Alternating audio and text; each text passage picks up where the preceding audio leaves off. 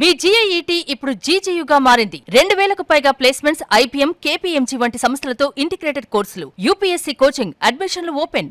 నేను ఈ మధ్యన కొన్ని కామెంట్స్ చేశారు. పవన్ కళ్యాణ్ గారికి హోమ్ మినిస్టర్ కూడా ఆయనకే ఇస్తే బాగుండు అన్నట్టు. బాగుండు అని కాదు, బాగుండే అని కాదు. అంటే ఆ మధ్యన పవన్ కళ్యాణ్ గారు క్రిమినల్స్ ఇష్టం వచ్చినట్టు తిరుగుతున్నారు, నేను హోమ్ మినిస్టర్ అయ్యి ఉంటే అలా తిరిగి ఉండేవారు కాదు అని ఆయన అన్నారు. సో నాకు ఆ స్టేట్మెంట్కి ఇలాగా నాలుగు కోస్తాను, అది చేస్తాను, ఇది చేస్తానంటే క్రిమినల్స్ ఇలాగ అంటారు కదా జనరల్గా. ఇలాగ అది కోసేస్తాను, వేసేస్తాను అనేది క్రిమినల్సే కదా. ఆ మాటలే క్రిమినల్స్ మాట్లాడే మాటలు. ఇలా విచ్చలవిడిగా మాట్లాడుతున్నారు. నేనైతే ఉండదు అని ఆయన అన్నారు కాబట్టి, సో నన్ను కోసి ఆయనకి పంపుతానని మాట్లాడటం, తర్వాత ఇలాగా నేను కోస్తే 3 ఊర్లకి మాంసం అవుతుంది అన్నట్టుగా మాట్లాడటం, ఇవన్నీ క్రిమినల్ మనస్తత్వం ఉన్న వాళ్ళు మాట్లాడే మాటలు. సో ఇటువంటి వాళ్ళకి చోటు ఉండదు అని అన్నారు కాబట్టి ఆయన, నేను హోంమంత్రి అయ్యుంటే అని, అలాగా ఆయన హోంమంత్రి అయితే నేను కంప్లైంట్ ఇస్తాను అని నేను అన్నా. సో దానికి రకరకాలుగా రకరకాల అవన్నీ జనరల్గా ప్రజలు మాట్లాడుకుంటారు. బట్ ఆయన యథాలాపంగా అన్నదాన్ని నేను మాట్లాడా. ఇప్పుడు మా వాళ్ళు కంప్లైంట్ ఇచ్చారు చాలామంది. ఇప్పుడు దాకా అయితే మరి చర్యలు లేవు పెద్దగా. గారి గురించి నేనేం అనలేదు కదా. అదే నేను ఆయన అన్నదాని గురించి నేను అన్నా.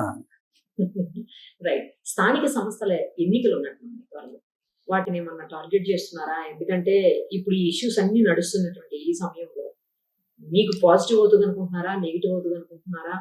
ప్రతిపక్షానికి పాజిటివ్ అయ్యే అవకాశం ఉంటుందా? లేదు అంటే మీరు ఇంకా ప్రూవ్ చేసుకొని మొత్తం సీట్లన్నీ మీరే తీసుకునే అవకాశం ఉంటుందా ఈ స్థానిక సంస్థల ఎన్నికలు? ఏమన్నా స్థానిక సంస్థల ఎన్నికలు మామూలుగానే ఎప్పుడు రూలింగ్ పార్టీకి అనుకూలంగా ఉంటాయి మామూలుగానే. ఇప్పుడు ఇంకా ఎక్కువ అనుకూలించే అవకాశాలు ఇప్పుడు ప్రతిపక్షం మాట్లాడే మాటల వలన ఇంకా పూర్తిగా క్యాండిడేట్లు కూడా దొరకని పరిస్థితికి వెళ్ళినా కూడా ఆశ్చర్యపోకర్లేదని నాకు అనిపిస్తాను, వారి స్వయం కృతాపరాధాల వల్ల. తర్వాత ఇది చెప్పండి ఒకసారి, లోకేష్ గారు ఇప్పుడు చాలా కీలకమైనటువంటి రోల్ ప్లే చేస్తున్నటువంటి పరిస్థితి. అంత centre of the attraction Lokesh గారు అవుతున్నారా? రాబోయే రోజుల్లో మొత్తం బాధ్యత అంతా ఆయన మీదకి. లోకేష్ గారిని పార్టీ వర్కింగ్ ప్రెసిడెంట్ చేశారు. అంటే మామూలుగా అయితే పార్టీ ప్రెసిడెంట్ అంటే వర్కింగ్ ప్రెసిడెంట్, బట్ ఇక్కడ స్పెసిఫిక్ గా వర్కింగ్ ప్రెసిడెంట్ అని అన్నారంటే మరి డెఫినెట్గా is going to play key role within the party అనేది స్పష్టం. మరి ఏ పార్టీ రూలింగ్ లో ఉంటే ఆ పార్టీ అధినేత కీ రోల్ ఉంటుందనేది ఇట్స్ అన్ ఓపెన్ సీక్రెట్ అందులో. సో అంచేత రాబోయే రోజుల్లో he is going to play key role అనేది సుస్పష్టం. 2029 ఎలక్షన్ తర్వాత పవన్ కళ్యాణ్ గారు అలాగే వర్సెస్ లోకేష్ గారు అయిపోతుందా? ఇద్దరిలో ఎవరు సీఎం అవుతారు? లేకపోతే చంద్రబాబు గారు తప్పుకుంటారా, ఇంకిస్తారా? ఇవన్నీ ఊహాజనితమైన ప్రశ్నలు. లేదా మాట్లాడుకుంటాను కావాలి, మాట్లాడుకుంటారు. ముగ్గురు చక్కగా 3 పార్టీలు చక్కగా కలిసి ఉన్నాయి, 3 పార్టీలు కలిసే ఉంటాయి. నెక్స్ట్ ఎలక్షన్ కూడా డెఫినెట్ గా చెప్పారు కదా కళ్యాణ్ గారు కూడా 15 ఏళ్ళు కలిసే ఉంటామని. సో బీజేపీ కూడా అదే కదా అందరం మాట్లాడుకునేది. సో 3 పార్టీలు కలిసే ఉండాలి.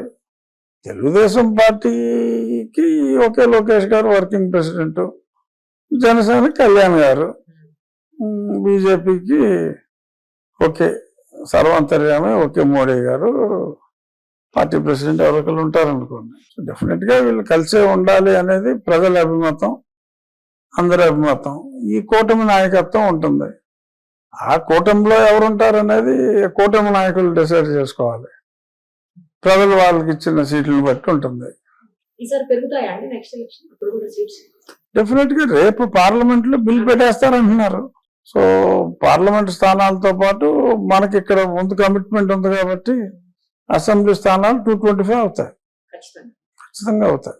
ఫైనల్లీ టీడీపీకి నెక్స్ట్ తెలుగుదేశం పార్టీకి వారసుడు లోకేష్ గారిని వర్కింగ్ ప్రెసిడెంట్ గా పెట్టారు కదండి, ఇంకా కన్ఫ్యూజన్ ఎందుకు? చంద్రబాబు నాయుడు గారు ఆరోగ్యంగా ఉన్నంతకాలం ఆయన లీడ్ చేస్తారు. తర్వాత లోకేష్ గారిని ఆల్రెడీ వర్కింగ్ ప్రెసిడెంట్ గా పెట్టారు కదా, ఇంకా వారసులు ఎవరుంటారు? నారా లోకేష్ అంతే.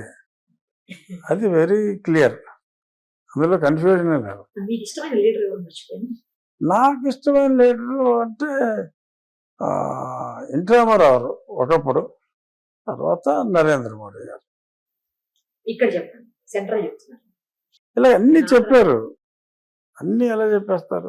ఆంధ్రాలో ఓకే, మా నాయకుడు ఎలాగో నాకు ఇష్టం ఉంటుంది చంద్రబాబు నాయుడు గారు అంటే, ఇక అందులో డౌట్ ఎందుకు? పవన్ కళ్యాణ్ గారు యాజ్ అన్ ఆర్టిస్ట్ కింద ఉన్నప్పటి నుంచి నాకు ఇష్టం. మూవీస్ చూస్తారేమో ఆయన రెగ్యులర్ గా? అందరి చూస్తాను, ఆయన ఇష్టం బేసిక్ గా. నాకు బాలకృష్ణ గారి చూస్తారా? నేను బేసిక్ గా సినిమాలు చూస్తా. రెగ్యులర్ గా చూస్తారు? నాకు చెప్పాలంటే సినిమా పిచ్చోన్నా నేను, ఏది మిస్ గాను. పెద్ద హీరో అంటే హీరోయిన్ సినిమాలు అయితే అసలు మిస్ గాను. ఈ మధ్యకాలం లాస్ట్ టైం చూసారు? మొన్న కళ్యాణ్ గారు రిలీజ్ అని చూశాను, పెద్ది సినిమా చూశాను, దురంధర్ చూసారా? దురంధర్ చూశాను 2 ప్రమాణం. మిస్ గాను సినిమాలు ఆల్మోస్ట్ ఉన్నా లేకపోయినా ఏదో టైంలో చూసేస్తాను. ఒకళ్ళు వెళ్ళిపోతారా? ఫ్యామిలీతో వెళ్తారా? అదే నేను ఇంట్లో చూస్తా. ఓటీటీలో చూస్తారా? ఓటీటీ దాకా ఆగను నేను. రిలీజ్ రోజు సాయంత్రం ఇంట్లో ఉంటే ఇక్కడ చూసేస్తాను. అంటే నాకు ప్రొడ్యూసర్స్ అందరూ తెలిసిన వాళ్ళే. ఆ క్యూబ్ లింక్ తీసుకుని I have a beautiful home theatre ఇంట్లో చూసేస్తాను. రిలీజ్ రోజే చూసేస్తాను. ఏదైనా వదిలిపెట్టేది లేదు సినిమా మాత్రం. ఏ కొత్త మూవీ కొత్తదంటే హీరో సినిమాలు. అదే అదే చిన్న చిన్న సినిమాలు బాగా సూపర్ హిట్ టాక్ వస్తే చూస్తా. హీరో సినిమాలు అయితే ఫ్రైడే ఈవినింగ్ మిస్ అయినా సాటర్డే ఈవినింగ్ కి చూసేస్తాను. సుమన్ టీవీలో మీ పర్సనల్ అండ్ బిజినెస్ ప్రమోషన్స్ కోసం కింది నెంబర్కి కాంటాక్ట్ చేయండి.